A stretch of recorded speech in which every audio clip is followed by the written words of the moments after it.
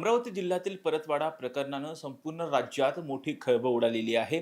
या प्रकरणामधला संशयित आरोपी जो अवघ्या 19 वर्षाचा आहे अयान अहमद याने अनेक मुलींना सोशल मीडियाच्या माध्यमातून प्रेमाच्या जाळ्यात ओढलं आणि त्यांना फ्लॅटमध्ये किंवा इतर कॅफेमध्ये नेत त्यांच्यावरती लैंगिक अत्याचार केला आणि त्याचबरोबर त्याचे पुरावे म्हणून स्वतःच्या मोबाईलमध्ये त्याचं काही व्हिडिओ चित्रीकरण केलं. त्याचबरोबर त्या तरुणींसोबतचे अश्लील संबंध ठेवतानाचे अनेक फोटो सुद्धा काढल्याचं पाहायला मिळालेलं होतं. या प्रकरणामध्ये सध्या पोलिसांकडून कसून तपास सुरू आहे.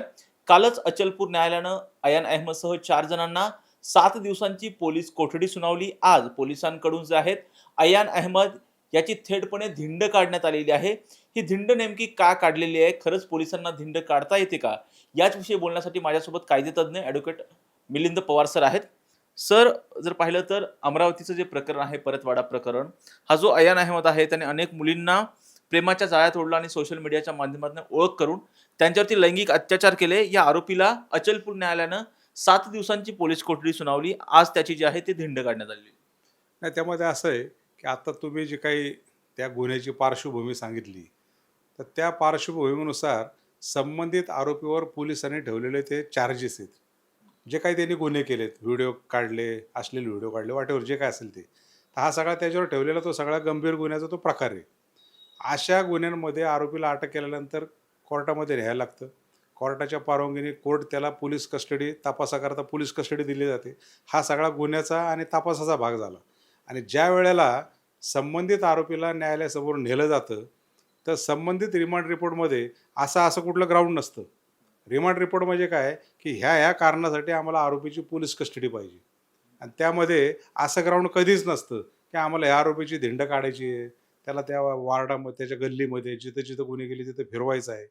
म्हणजे थोडक्यात धिंड काढणं हे घटनेच्या विरोधात आहे. शेवटी आर्टिकल 21 काय सांगतं, की जरी आरोपी असला तर त्या आरोपीची प्रतिष्ठा राखली गेली पाहिजे. त्याच्या प्रायव्हसीचा भंग होता कामा नये. त्याचा सार्वजनिकरित्या अपमान होता कामा नये. त्याला क्रूरतेची वागणूक देता कामा नये. आणि मग परत ह्युमन राईट त्यामध्ये लागू होतं. एकंदरीत ही सगळी परिस्थिती म्हणजे पोलिसांना धिंड काढण्याचा अधिकार कायद्याने दिलेला नाही. मग हे पोलीस असं का करतात, की समजा अशा प्रकारचा गुन्हा घडला आहे, पोलिसांवर प्रेशर असतं, की इतके गंभीर गुन्हे झाले, तुम्ही काय करता? आरोपी पकडले जात नाही. केलं तर काय केलं? भविष्यात असा प्रकारचा गुन्हा करू नये, कुणी अशी डेअरिंग करू नये. आणि मग हे फक्त समाजाला दाखवण्याकरता आम्ही काहीतरी करतोय किंवा दहशत बसवण्यासाठी संबंधित आरोपीची धिंड काढली जाते. हा सर्वस्वी पोलिसांचा निर्णय आहे. तो संपूर्ण बेकायदेशीर आहे. त्याला कायद्याला थारा नाही. कायद्यामध्ये तशी तरतूद नाही. बरोबर आहे. ज्या आरोपीची धिंड काढली त्याला जर असं वाटलं की आपण रीतसर ह्याची पोलीस कंप्लेंट ह्युमन राईटला तक्रार केली पाहिजे, संबंधित न्यायालयाला तक्रार केली पाहिजे, तर संबंधित न्यायाधीशांसमोर अर्ज करून की अशा प्रकारे माझी सार्वजनिकरित्या धिंड काढून माझा सार्वजनिक अपमान केला आहे. बरोबर आहे. आर्टिकल 21ला त्यांनी त्यांचा भंग केला आहे. आणि पोलिसांनी हे जे कृत्य केलं आहे, म्हणजे न्यायालयाने दोषी ठरवायच्या अगोदरच मला गुन्हेगार म्हणून ट्रीटमेंट देऊन यांनी माझी वारात काढली, धिंड काढली. आणि जे कायद्याच्या विरोधात आहे. ह्यांची डिपार्टमेंटल इन्क्वायरी व्हायला पाहिजे, ह्यांची चौकशी व्हायला पाहिजे, ह्यांच्यावर कायदेशीर कारवाई व्हायला पाहिजे. अशा प्रकारच्या विनंती करून तो अर्ज करू शकतो. मानवी हक्क आयोग जो आहे, नॅशनल ह्युमन राईट कमिशन आहे, स्टेट ह्युमन कमिशन आहे, दोन्ही ठिकाणी संबंधित आरोपी संबंधित पोलिसांच्या विरोधात दाद मागू शकतो, की अशा प्रकारे यांनी बेकायदेशीरपणे मला न्यायालयाने दोषी ठरवायच्या अगोदरच माझी धिंड काढली, माझी क्रूरतेची वागणूक दिली. आणि शेवटी ह्युमन राईट काय सांगतं, आरोपी तुमच्या कस्टडीत, त्याला अटकेच्या वेळेला काय, ज्यावेळेला अरेस्ट करता आणि ज्यावेळेला पोलीस कस्टडीमध्ये, म्हणजे तो न्यायालयाने दिलेली पोलीस कस्टडी, ह्या सगळ्या कस्टड्यांमध्ये तुमच्या ताब्यात असताना त्याला कुठलीही क्रूरतेची वागणूक द्यायची नाही, त्याला मारहाण करायची नाही. आणि असं जर आढळून आलं, आता शेवटी मारहाण केली नसेल पण त्याची धिंड काढली म्हणजे त्याचा कायमचं त्याचं, म्हणजे त्याची जी काय आयडेंटिटी असती, त्याचं समाजामध्ये जे काय असेल, आरोपी अजून तो सिद्ध व्हायचा आहे, मग ते तुम्ही अगोदर ते सगळं डॅमेज करून टाकलं, त्याची विश्वासार्हता कमी करून टाकली.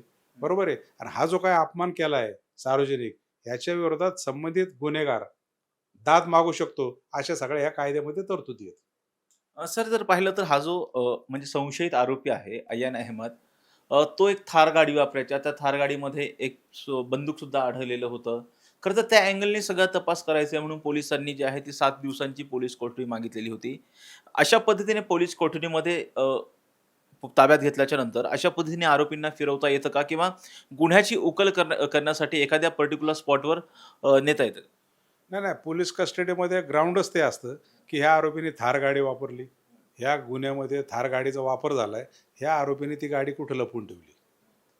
संबंधित आरोपीने अनेक ठिकाणी अश्लील चित्रीकरण केलेत. कुठल्या हॉटेलला गेला, लॉजला गेला, कोणाच्या घरात गेला, फ्लॅटवर गेला. प्रत्येक ठिकाणी आरोपी जिथं दाखवेल, तिथं आम्हाला जायचं आणि तिथलं सीसीटीव्ही फुटेज जप्त करायचे.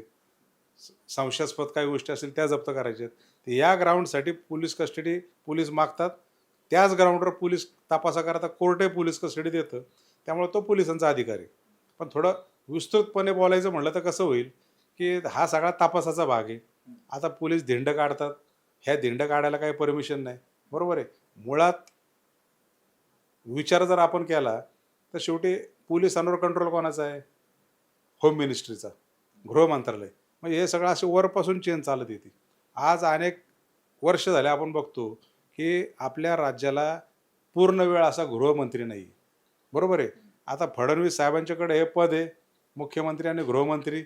बरोबर आहे. ते चांगलं आहे, वाईट आहे ते समाज ठरवेल. वकील म्हणून मी त्यावर भाष्य करणार नाही. पण एकंदरीत गुन्हेगारी पार्श्वभूमी सगळे आपण जे काही गुन्हेगारी सगळे जे चाललेत प्रकार आणि जे कंट्रोलमध्ये येत नाही, मग याला दोष द्यायचा कोणाचा?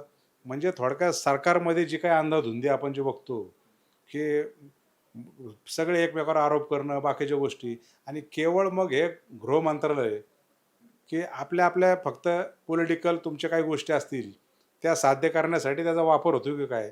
आणि म्हणून ऑटोमॅटिक खाली पोलिसांचा पण कंट्रोल निघून जातो आणि अशा गोष्टी घडतात. मागच्या महिन्यात आपण साताऱ्यात पाहिलं असेल, की साताऱ्यामध्ये काय घडले? शेवटी ते एस-पींची बदली झाली. मग शेवटी गृह मंत्रालयाला सगळं माहिती असतं ना या मंत्रालयामधून आणि तिथून तर सूत्र हलत असतील ना. म्हणजे तुम्हाला मतदानापासून वंचित ठेवण्यासाठी काही लोकांना तिथून त्यांच्यावर जे जुने गुन्हे उकरून काढून त्यांच्यावर करणं, ह्या ज्या काही गोष्टी आहेत, ह्या सगळ्या पोलिसांथ्रू घडल्या आणि म्हणून मी सांगतो, की कोणावरही कोणाचा कंट्रोल राहिलेला नाही. कोणी कोणाला घाबरायला तयार नाही. कायद्याचा धाक कमी होत चालला आहे. शेवटी कायद्याचं राज्य, कायद्याचा धाक असणं ही एक भावना आहे.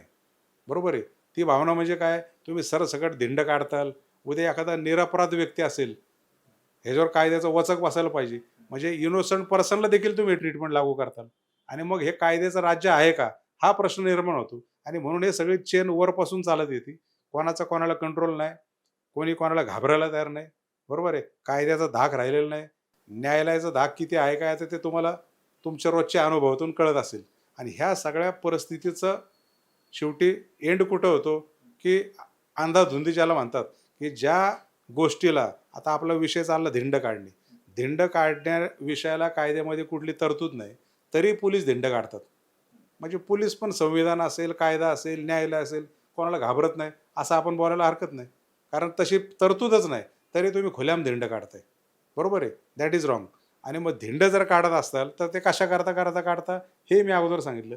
म्हणजे थोडक्यात काय, की सगळ्यांचा फक्त जे काही दाखवायचं असतं, ते दाखवण्यापेक्षा दुसरं दाखवण्यासाठी हे सगळे प्रकार चाललेत की काय, असं एक वकील म्हणून मला वाटतं. सर, या प्रकरणातला मधला जो संशयित आरोपी आहे अय्यान अहमद, तो केवळ 19 वर्षाचा आहे. त्याने सोशल मीडियाच्या माध्यमातून अनेक मुलींना प्रेमाच्या जाळ्यात ओढलं. त्यानंतर अश्लील संबंध ठेवताना सगळं चित्रीकरण केलेलं आहे. जवळपास 18 व्हिडिओज जे आहेत ते व्हायरल झालेले आहेत. मुलींचे जे आहेत, मुलीचे आणि त्याचे 39 फोटो व्हायरल होत आहेत. खरं तर हा एवढा गंभीर प्रकार आहे. या प्रकरणामध्ये जर दोषी आढळलं तर त्याला काय शिक्षा होऊ शकते? नाही, नाही. आता शेवटी त्याने चित्रण केलेत, व्हिडिओ काढलेत, अश्लील व्हिडिओ असतील. आता सगळा तपासाचा भाग आहे. आता समजा एखाद्या व्हिक्टिमने जर सांगितले, की ह्याने माझ्यावर बलात्कार केला, बलात्कार करण्याचा प्रयत्न केला, विनयभंग केला. ज्या ॲलिगेशन्स केले, जे आरोप केलेत संबंधित पीडित मुलींनी, त्याप्रमाणे कलमं लागतील आणि जे कलमं लागतील त्याप्रमाणे तपास होईल. त्याप्रमाणे दोषारोपपत्र कोर्टात जातील आणि त्या पद्धतीनेच संबंधित गुन्हेगारांना शिक्षा होईल. कारण जोपर्यंत स्पेसिफिक आरोप काय केलेत, कलम काय लावलेत, हे जोपर्यंत कळत नाही, तोपर्यंत शिक्षा काय होईल, असं आपण सांगू शकत नाही. पण जे काही आरोप केलेत, ते सगळे गंभीर स्वरूपाचे आहेत. यामध्ये सायबर क्राईम लागला असेल, BNSS लागला असेल, जुन्या IPC 76चं कलम जर पोक्सो जर लावला असेल, तर पोक्सोही गंभीर आहे. बरोबर आहे?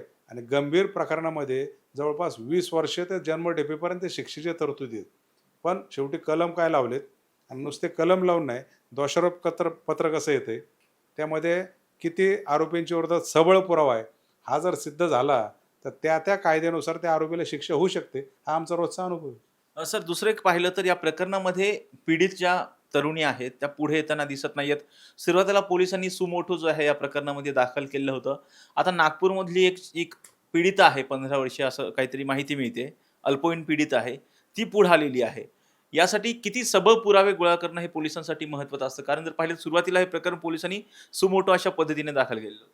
नाही, बऱ्याच वेळेला कसं असतं, की संबंधित पीडित मुली, महिला ज्या असतात, की आपली समाजामध्ये आपलीच बदनामी होईल. शेवटी आता खरात प्रकार आपण बघतोच आहे. किती व्हिडिओ आले, किती डिलीट केले, पोलिसांना किती त्रास झाला, डिलीट करायला, तपास करायला. हा सगळा तपासाचा भाग आहे. आता शेवटी कुणीच पुढं नाही आलं, तर पोलिसांना तेवढ्या पॉवर्स आहेत, की स्वतःहून फिर्यादी होऊन संबंधित गुन्ह्याची उकल करायची. त्या पद्धतीने ह्या गुन्ह्यामध्ये घडलं असावं, कारण कोणी मुली येत नव्हत्या. पण आता जर अल्पवयीन एखादी 15 वर्षाची मुलगी पुढे आली असेल, तर तिचं स्टेटमेंट घेऊन, आता ते अल्पवयीन असेल तर ते स्टेटमेंट कसं घ्यावं, कोणासमोर घ्यावं, त्यामध्ये कायदे तरतुदी आहेत. आणि ते जर परफेक्ट सगळं झालं, तर भविष्यात तो गुन्हा सिद्ध होऊन आरोपीला शिक्षा देखील होऊ शकतं. असा एक आमचा रोजचा अनुभव आहे. म्हणजे एखाद्या पीडितेने पुढे येऊन तक्रार करणं किंवा सुमोटो अंतर्गत पोलिसांनी कारवाई करणं, ज्यावेळेस शिक्षा होत असते त्यामध्ये काही असा फरक असतो का? की सुमोटो केल्याच्या नंतर कमी शिक्षा वगैरे असं? नाही, हा सगळा तपासाचा भाग असतो. कारण कसं आहे, आता पोलिसांनी जर स्वतःहून फिर्याद दिली, बरोबर आहे. म्हणजे याचा अर्थ काय आहे, की ह्या संबंधित गुन्ह्यासाठी कुणी तुम्हाला फिर्यादीच मिळत नव्हतं. फिर्यादी का मिळत नव्हता असा काही प्रकारच घडलेला नाही. मग पोलिसांनी स्वतःहून का फिर्याद दिली? त्यामध्ये राजकारण असेल, त्यामध्ये जातीचे निकष असतील, अनेक गोष्टी असतात. हे सगळे आरोप आम्ही पोलिसांवर भविष्यात केस ट्रायल जेव्हा उभी राहते, आम्ही करू शकतो, की असा कुठल्याही प्रकारचा गुन्हाच घडलेला नाही. तुम्ही स्वतःहून फक्त ह्या कारणासाठी तुम्ही ही फिर्याद दाखल केली आणि या गुन्ह्याला तुम्ही वाचा फोडली. बरोबर आहे. पण असं कुठलाही प्रकार नाही आणि त्याला कॉरॉबरेशन करणारा पुरावा तुम्हाला मिळालेला नाही. बरोबर आहे. आणि असं असेल तर त्याचा बेनिफिट आरोपीला मिळून केसमधून निर्दोषही सुटू शकतो.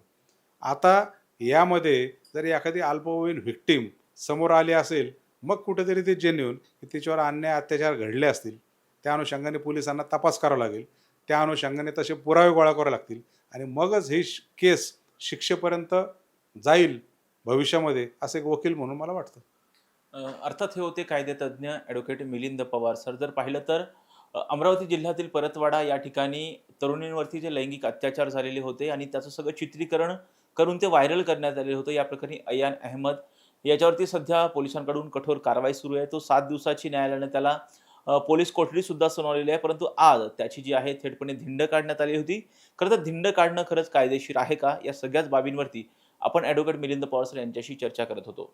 व्हिडिओ जर्नलिस्ट निलेश लोहारसह राजरत्न जोंधे, टॉप न्यूज मराठी, पुणे.